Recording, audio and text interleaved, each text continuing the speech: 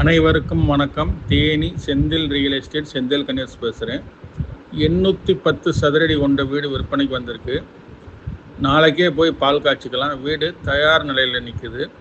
கிழக்கு பார்த்த பிளாட்டு, கிழக்கு பார்த்த வாசல், பாதை 20 அடி பாதை, கார் போக்குவரத்துக்கு நல்ல ஏற்ற இடமா அமைஞ்சிருக்கு.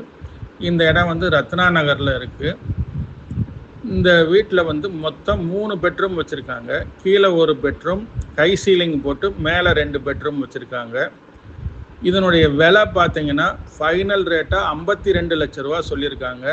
உடனடி லோன் வசதியும் செஞ்சு கொடுக்குறாங்க. இந்த வீடு பிடிச்சிருந்ததுன்னா நம்மளை தொடர்பு கொள்ளுங்கள்.